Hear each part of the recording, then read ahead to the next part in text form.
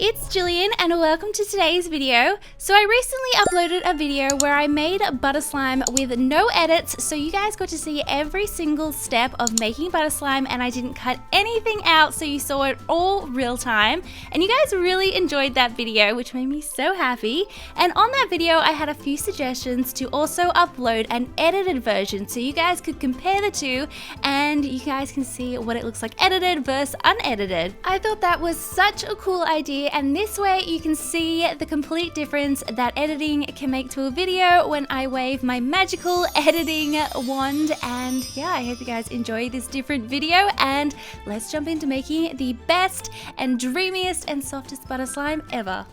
Before we can create any slime, we need to make an activator, and my go-to activator recipe is 1 cup of warm water mixed with half a teaspoon of borax, and you just want to mix this until most of the borax has dissolved, and then we can just set this aside for later. And now it's time to jump into the slime. For this slime I used a school glue, so I just added a bottle of Elmer's school glue to a bowl. Then I added a few pumps of foaming hand wash, and I love using a hand wash that smells amazing so I don't also have to add a scent to my slime. I then decided to also add some lotion because this makes the slime so soft and so stretchy, and it's honestly one of my favorite ingredients to add to slime. And then I mixed this all together. Now I wanted this slime to be a beautiful pastel blue, so I added some blue food coloring, and keep in mind that when you add the clay, because this is a butter slime, we will be adding some Daiso clay. It will lighten the color of the slime a little bit, so I always like to make mine a bit more vibrant. Then taking the activator that we made earlier, you just want to add a very little amount at a time and mix it super well. You want to make sure that you give the activator a chance to work. It's really easy to add more activator, but it's quite difficult to fix an over-activated slime, so just take your time with this. Now something that I like to do is when it gets to about this stage, I actually like to go in with my hands because I know it might still look really sticky and not like slime, but it normally has enough activator in it. It's just if you start mixing with your hands, it forms the most perfect slime. It took me a while to learn this, but once I did, I was able to activate all my slimes perfectly. So I don't know, there's a little tip for you.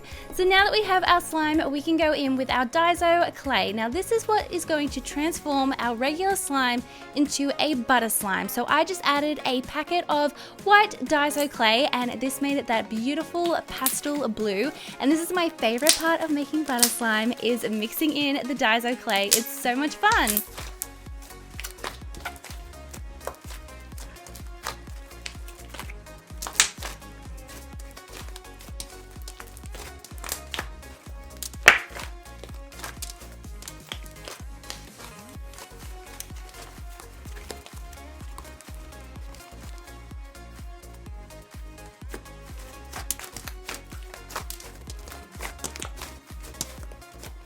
So now that we have our butter slime, you can totally leave it like it is, but I love topping off my slimes with fun little sprinkles and glitter and all that. So I just went in with some colorful Mickey Mouse sprinkles, some pink sprinkles, and some glitter for some extra magic, and that is how you can create the softest and most spreadable butter slime. This is my favorite butter slime recipe at the moment, and you guys should definitely check it out because butter slime is honestly, I think, one of the best slime textures out there.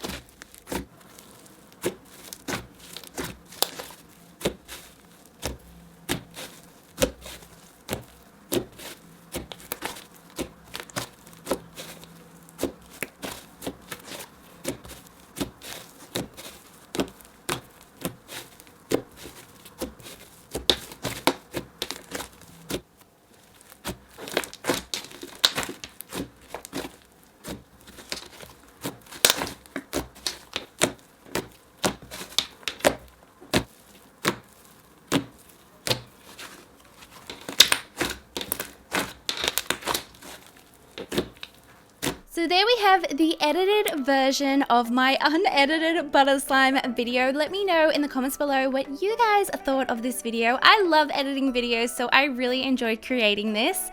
Let me know if you try out this butter slime recipe and how it goes. It's honestly my favorite texture of slime. Don't forget, if you haven't already subscribed, to subscribe before you leave so you don't miss any new videos from me. Thank you all so much for watching. I love you all so much, and I will see you all in my next video. Bye!